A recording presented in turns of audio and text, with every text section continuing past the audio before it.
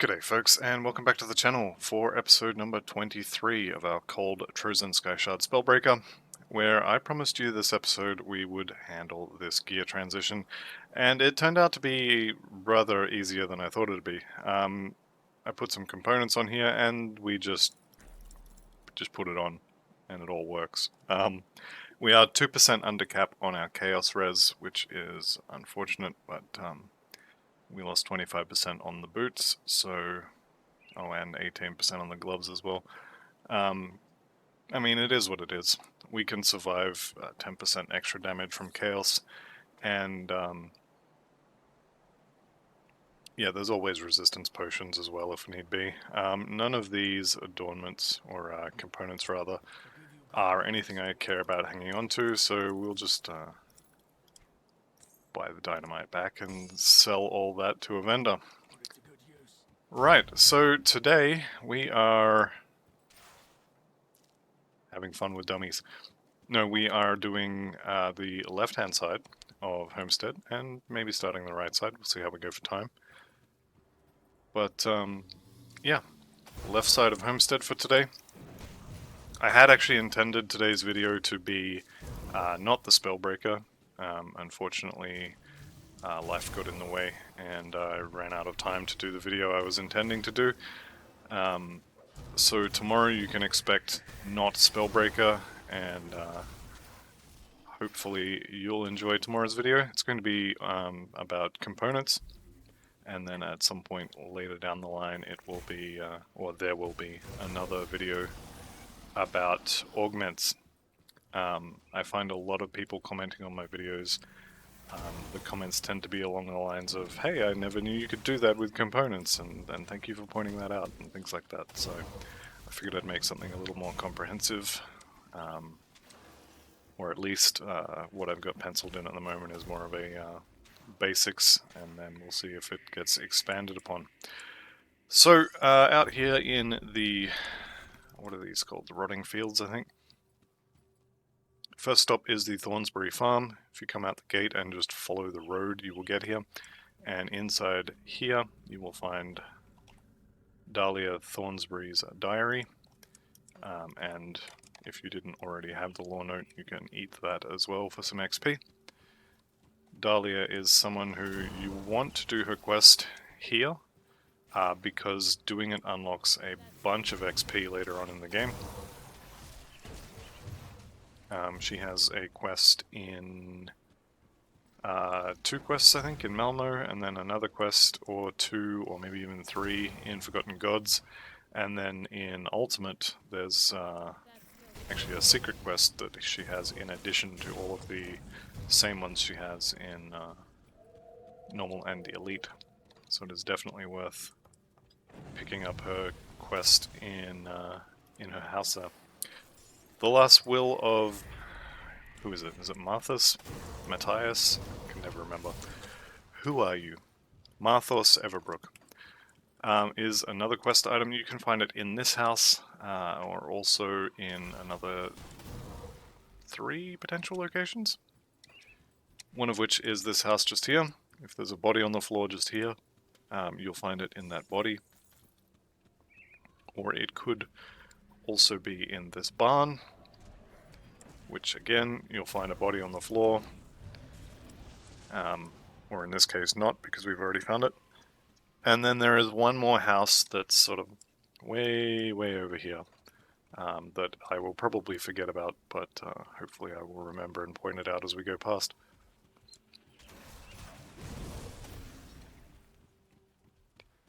Towards the south, there is the girl trapped in the cave. Turns out the girl is not a girl. But we'll go save her anyway. Now there's a couple ways in there. You can go in this way, or you can come in the left side. I used to always go in the right side because that's the way I always went. And then I worked out that actually going this way is quicker. So now I come down the left side. So from the rift, you just basically head dead south, come under this little overpass. You can talk to these guys or not as you wish. There's some lore regarding this quest there. And then we hook around here, go back over the top of the path we came through, and there is a dynamite site here. And in we go. Now, we obviously know that Callista here is a little girl all by herself, is a demon, so we just take the bottom options and then we click the green arrow after we have turned all our buffs on. And then we just blow her up, and she manages to get in a single hit when the mirror falls off. Speaking of the mirror, do you get additional duration or just recharge? You just get recharge, okay. I don't know why I always leave the cave and then go, hang on a sec. I just want to double the length of my loading screens.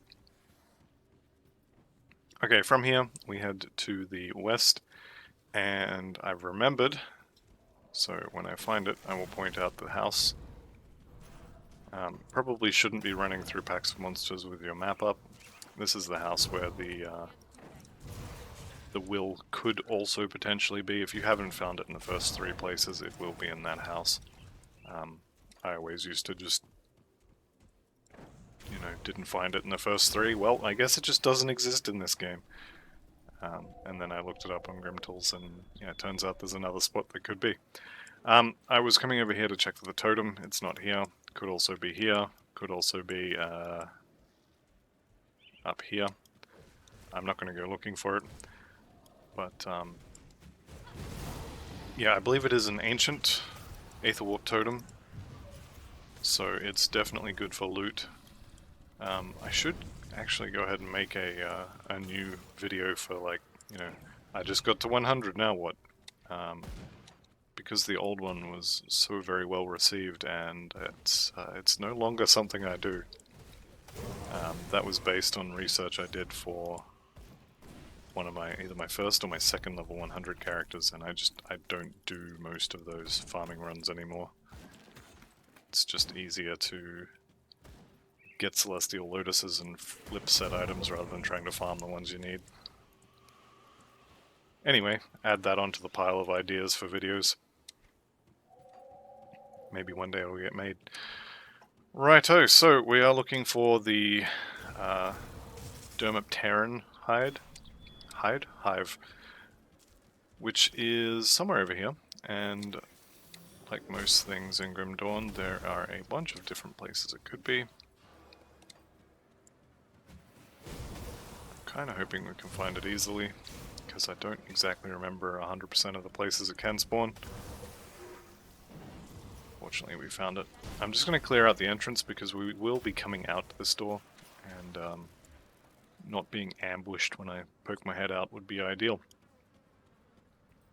So in this hive there is an exalted chest, there is level 67, there is also Golus downstairs looking for the One Ring, and there's obviously the queen who we've been sent here to kill. Well, we haven't actually been sent yet, but we will be sent here to kill her. Righto. I don't think I actually need that. So that's fine. I will go down here. So this particular little side cave does indeed have a location where the exalted chest could spawn, and it's down here in this little corner. Exalted chest is not home today, so we will have to go find it elsewhere. But we did also find a friend to play with, and the Chains of Anguish.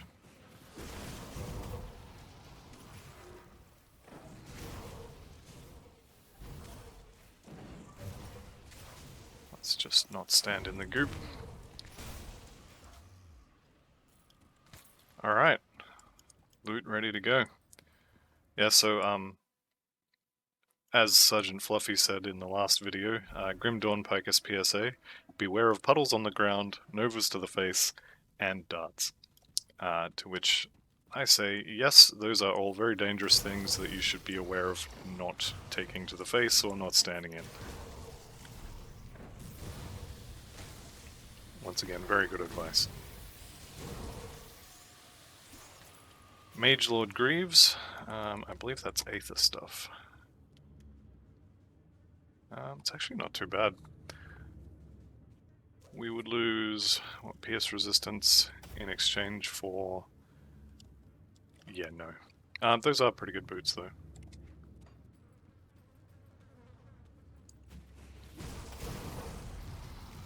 Okay, rank 4 for the Hand of Altus. So I'm nicely trapped here between a rock and an insect. And the solution is to just kill everything. So that's the solution that I usually try first. If that doesn't work, my next solution is typically panic. Or I guess if you've killed everything and you're still dying, then yeah, you probably screwed up something somewhere. Okay, second floor. I have skipped Golus, so I'll have to go back for him. The Exalted Chest could also spawn on this floor, in the topmost little side chamber on the left. And it has indeed spawned here today. So give me my free blue that I don't want. Burning Rage would be really nice for that skater that I promise I haven't forgotten about. I probably should have made this video on the skater, actually, now that I think about it. Since I did this guy yesterday.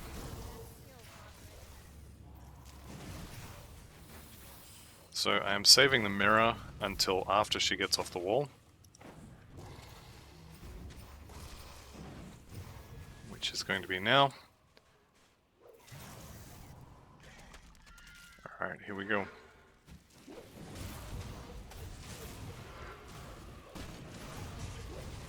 I'm going to wait until I get down to about half. And then I'm going to... You know what? I didn't need to use the mirror at all. That's okay, it's a nice problem to have when you don't have to use your defensive buttons. Probably shouldn't have gone right back to the door either, since we have to go back through here to get to the devotion shrine I want from Golus. And last episode when I told you I was going to have a look at the devotion shrines and figure out a way to wrangle the Leviathan, yeah, I lied. I haven't looked at it. But that might be something I can do in between episodes. I think I will probably record another one tonight, although honestly it probably should be something else. I think we're up to 4 or 5 videos in a row now on this build, which I guess is not really a problem. Wouldn't mind some variety though, you know. Okay, so Golus lives just behind this little secret wall here. In the Den of the Lost. Monster... Oh, hang on. Player movement speed greatly reduced. Crowd control doesn't last as long. Okay, so we're slowed down for basically no gain. Which is... lovely, I guess. Alright, let's not stand in the poison for too long.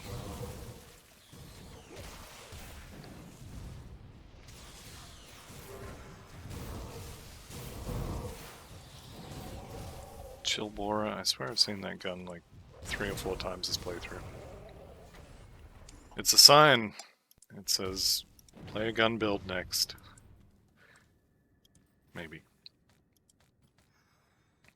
Oh look, another gun. So that's 2 blue guns from one... I hate it when this happens. From one shrine. Where are we up to with the devotions? We've got 2. Okay. That's right, we needed 3 more purples, so I was going to see if I could find a devotion constellation that gave purple and green. The toad. Yeah, toad is rubbish. But it actually could do the job. So if we take the toad and then remove the Scholar's Light, we should be able to get Leviathan. There we go. I think problem solved. Don't quote me, of course, but I think that should maybe work.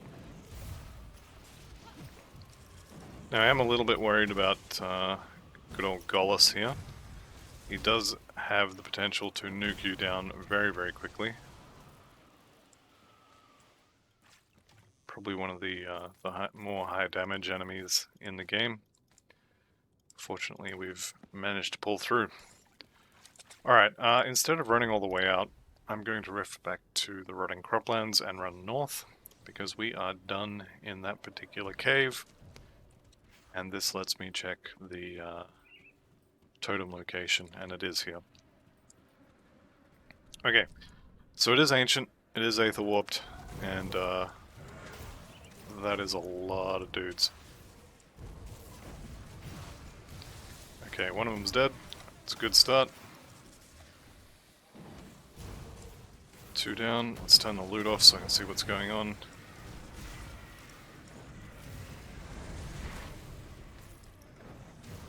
And I think we're good. There we go. Lovely. Alright, loot back on. Burning hatred. Why does this game insist on giving me loot for classes I'm not playing? Ooh. Ooh, I take it all back. Okay. I'm going to try and find some way to wear that helmet, I think. I'm going to go somewhere where I'm not at risk of dying and have a better look at it. But that did look pretty good. Alright, what do we got? +2 to flash freeze and absolute 0. Very, very nice. Absolute 0 being this one. Once item shown goes away, you'll be able to see it. Sorry, this one here, absolute 0. So that's the damage over time portion of Alexa's flash freeze. What will we be losing though is +2 to Night's Chill, which is this one. So that's actually not a skill trade that I want to make particularly. Our resistances, I believe, would be fine. Ooh, we would uncap fire actually by 4%. Not the end of the world. We would gain 200-ish armor, or 160 odd armor. We would gain a little bit of damage and some cooldown reduction, which would be very nice.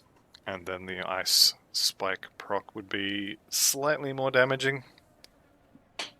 This is actually not a huge change. The biggest change on this is going to be the armor. And losing +2 to Night's Chill is actually a big deal. So maybe not. I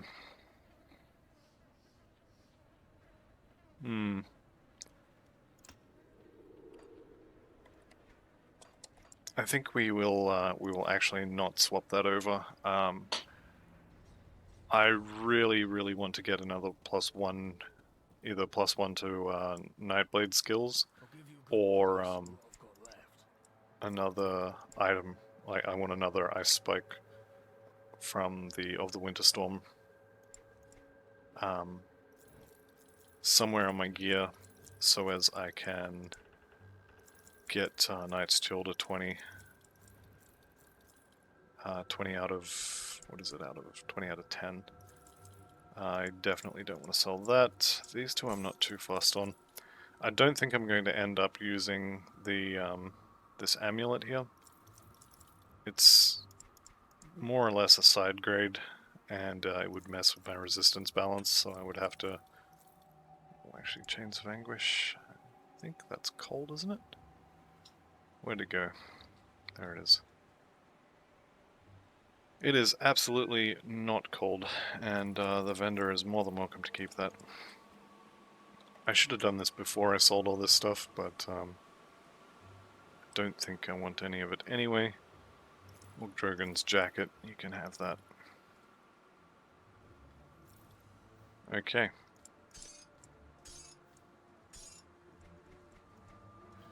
One other thing I was considering doing, I'm not sure if I will or not, but you can in fact go into Port Valbury, and one of the watches has a belt with with +1 Arcanist skills on it, and it's considerably better than the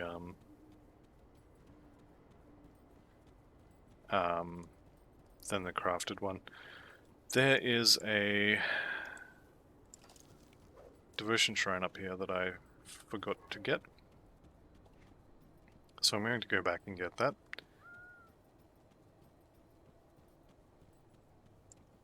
I don't know why I didn't get it. Normally I come through here and pick it up on the way past. I think I was waffling about something. More of the Damned, legendary shield. Really nice art. Really got to get around to making a vitality caster at some point, just so I can use some of that really cool vitality proc gear. Okay, focusing. Ethereal amalgamation. Let's go kill it. How's our Aether res? It's capped. It's good.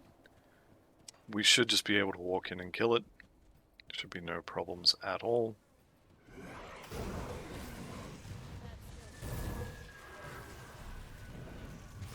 Oh, he went invisible and he died anyway.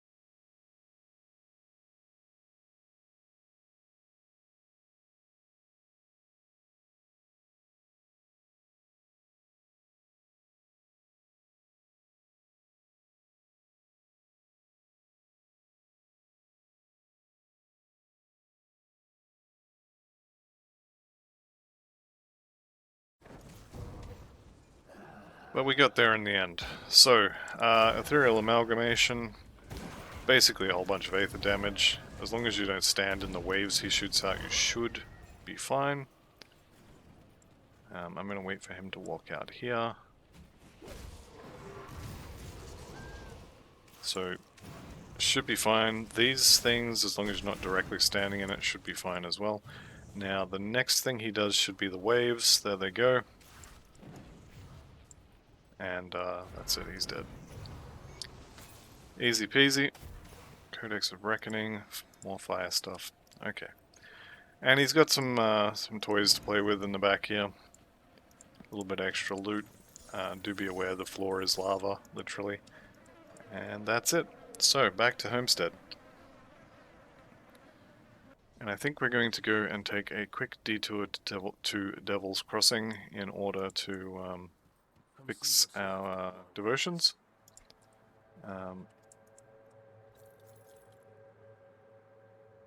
That ring is really nice too. Aether, bunch poison. Real shame. Yep. We did already pick that up, didn't we? And we talked to Dahlia, tell her about her diary. Promise we didn't read any of it, honest. And then we'll turn in a bunch of quests here. Okay, we will go rescue the prisoners. We did also just hit Revered with Homestead, which is very nice. Let's go have a look at what that gives us. I think the Homestead augments are not particularly amazing. So at level 70, yeah, these are kind of meh. As far as weapons and jewelry, I don't think I care about any of these. No, okay, and that's the Shaman Belt and a gun. Two-handed gun. +2 to Nightblade and 2 to Pneumatic Burst. Yeah, no, I'm not interested in any of that. We've already got their writ. We are definitely done here. No, he's downstairs. I'll keep your stash safe.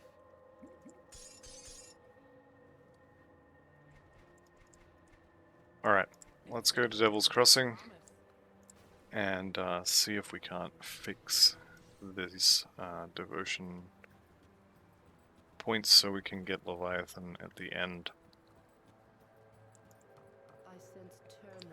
Although, having said that, now that I'm thinking about it, what do we even put that on?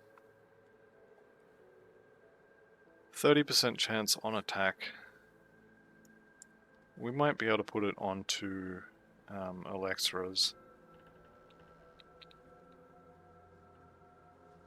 So we've already got 3 skills that shred cold resistance. This one is just for damage. We may end up potentially dropping Elemental Storm, although it is stronger than Rumor. And we probably need the points. Can I just... no, I cannot. And I'm going to be 1 point short. That'll do. So I've got my 4 points, which I should be able to put into here. So that gets me 3 purple and 3 green. Did that actually help? Cost me 1 point. I think this helps, because I think we can take this green point, and that should unlock Leviathan once we take this out. Let's find out. I sense turmoil within you. Stay strong. Alright, so that's purple no longer sorted. What happened there? That doesn't give purple. That does give purple. Oh. Okay, and then 1 point in Crossroads Green, and we can start on Leviathan. Okay, it worked. The other thing I was thinking about looking at doing was actually Bard's Harp. Now, Bard's Harp is not really one that gets used a lot, but it's a good defensive kind of devotion. And it does have some damage stuff as well, but mostly you'd be looking at it for the inspiration, the proc at the end, same as usual. This gives you a ton of offensive and defensive ability, so this could be good to have a look at, or we could have a look at Chariot of the Dead for the healing. There's actually a lot of options.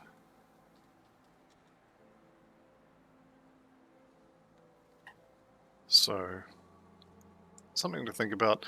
Chariot of the Dead is probably the more defensive option, because it just gives you a pile of stats, gives you the healing proc at the end as well. The healing proc is honestly the one you're looking at. Just looking at the skill recharge on it though, it's not great. So I think we will stick with the Leviathan and just see how that goes. But having said that, I'm going to end the episode here, so thank you all very much for watching. I'll see you in the next one, and goodbye for now.